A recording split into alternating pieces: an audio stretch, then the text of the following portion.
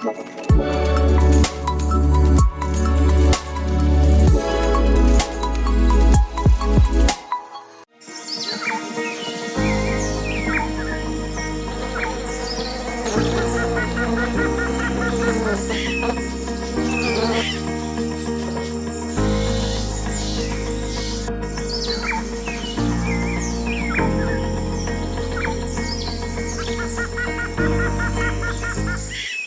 boys and girls of grade 6. I am Miss Martina Archisemple, and today we will be looking at vertebrates. We all know that from time to time we know that there are two groups of animals. Either they're vertebrates or they're invertebrates. So today our main focus would be on vertebrates. We know that the vertebrates are classified into 5 groups. How many groups? Yes, 5 groups. The animal kingdom. Animals are placed into 2 major groups. The 2 groups of animals are vertebrates and invertebrates. Let us focus on vertebrates. Vertebrates are animals with backbones and internal skeleton. That means that their skeleton is found inside of their bodies. Right. Examples of vertebrates. Okay, we can name some from our environment or some that even living in our homes. Yes. So we have things like rabbit, goat, lions, seals, sheep, bat, and many other animals that have backbones. Yes, even turtles and the macaws that we have as pet at home, those lovely red and yellow macaws and blue and yellow macaws, yes, those animals are also vertebrates. Our little cat that we have as pet, that also is a vertebrate. Yet it is classified as vertebrates. And some that we may not find in our countries, like zebra, polar bear, rhinoceros, all of those animals have backbone and internal skeleton. So they are classified as vertebrates. You and I are vertebrates. Yes. So we have vertebrates that live on land. For example, horse, dog, sheep, chickens. Yes, those animals live on land. We also have vertebrates that live in water. And what are some of those vertebrates called? They are called manatee. Do you know about the manatee that used to be in the botanical gardens? Yes. We have dolphins. Yes, I remember many years ago, back in the 80s and the early 90s, while we were on our way to Bartica in the steamer, we would see dolphins at Makora. There's a place called Makora. Yes, some of you may know what I'm talking about. And you would see these dolphins at the side of the steamer, and they're going in and out, and it was so beautiful. Today we don't see that anymore here in Guyana. Yes, so those are animals that are vertebrates that live in water. We also have the water dog, and some of you that would have went to the botanical gardens would have remembered that there was this water dog that always splashes water and so on you. Yes, those are vertebrates. And then we have vertebrates that live in trees. Right, the bat. Yes, the bat is a vertebrate and it has internal skeleton. Right. All right. So next we're going to classification of vertebrates. Classification of vertebrates can be grouped or classified into 5 groups. Yes, 5 groups. What are they? The same ones that we talk about just now, the same vertebrates that we list, the dolphins, the fishes, and so on. Yes, we're going to categorize them into 5 groups. And those 5 groups are fishes, amphibians, reptiles, mammals, and birds. So to remember, we can say farm B, or Yes, farm bee, F-A-R-M-B, for fishes, amphibians, reptiles, mammals, birds. So that is a very easy way for us to remember the classification of vertebrates.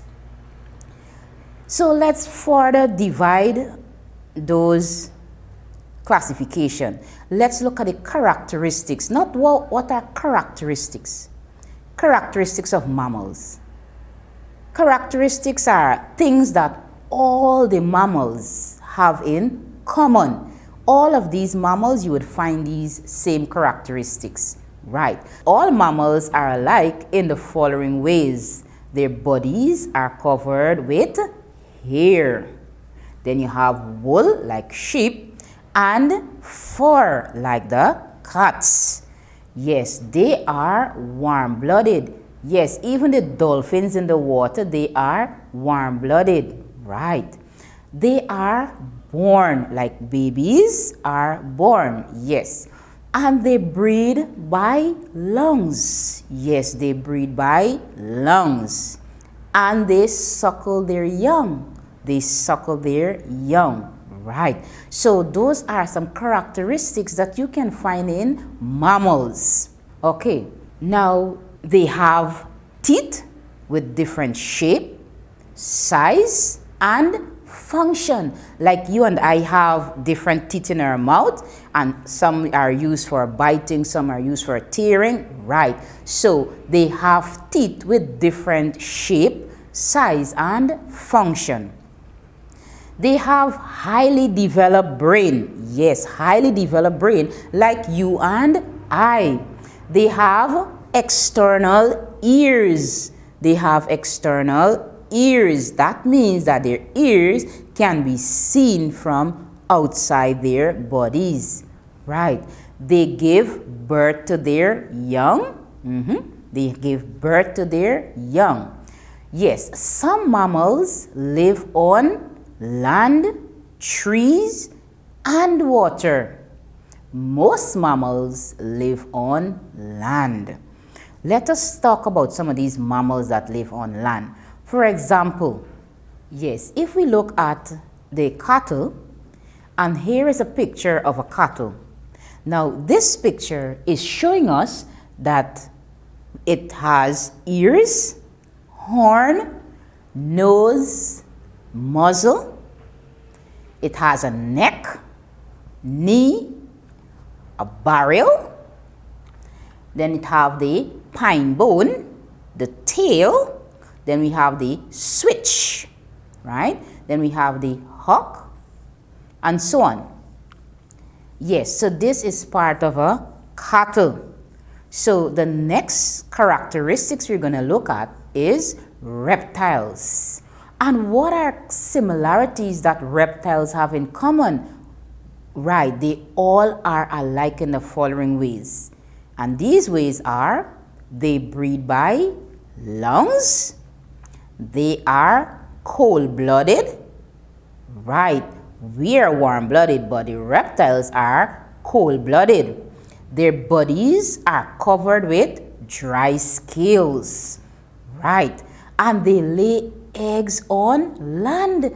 Right, they lay eggs on land. They do not give birth to their youngs. Right, they lay eggs on land. Reptiles live on land and in water. Reptiles move about by swimming, crawling, climbing. Examples of some reptiles. We have the lizards, right? The crocodiles. We have the alligators. We have snakes. And we even have those things that we call salamanders in our yards. Right, those are also considered as reptiles. Now here is a picture of a reptile. Do you know that turtle is a reptile too? Yes, turtle is a reptile. And turtles have head, they have claws, they have foreflipper, that's the front thing that makes them swim very fast in water, right, and they have the hind flipper. They also have the marginal cutics, right, and then we have the shell. Good. So those are parts of the turtle, and here we have the other parts of the turtle. Right, we have the lateral cutics, the precentral then we have the postcentral cutics, and so on. Okay, so now let us look at characteristics of amphibian. Characteristics of amphibian. What these amphibians have in common. Right, so all amphibians are alike in the following ways. They breathe by gills when they are small and lungs when they reach adult stage, like those little tadpoles, right, when they grow into frogs or toads. Right, when they're little, they breathe by gills, and when they turn adult, they start breathing by lungs. They develop lungs and they start breathing by lungs. They have smooth, soft, moist skin. They are cold-blooded. They lay their eggs in water. Yes, they lay their eggs in water. So their youngs are hatched. Amphibians can only live in fresh water. Yes, they cannot live in the salt water because the salt water would burn their moist skin. Right. So examples of amphibians are newts. Yes, newts. Salamanders. Good. And we have frog. Those are some examples of amphibians. Okay, now here we're showing you parts of a frog. Frog has eyes, it has a head, nostril, a mouth, it even have webbed feet. Now webbed feet is where we have the fingers that we may say joined together, right? So that is called a webbed feet. It has 4 legs and hind legs. Right, so those are parts of a frog. Yes, here we have the life cycle of a frog. Right, so first we have the egg mass. Right, you see how many eggs they hatch? Right, they hatch lots and lots of eggs. So this is the egg mass. You see these little black dots here? Those are little tiny tadpoles. So as they develop, they grow into tadpoles with those long tails that you see there. And then as the arrow continues to come down, we have the tadpole with legs. And the tail is getting shorter, and the tadpole is now seen with spots. So as it continues to develop now, we have a young frog. The young frog has a short tail now.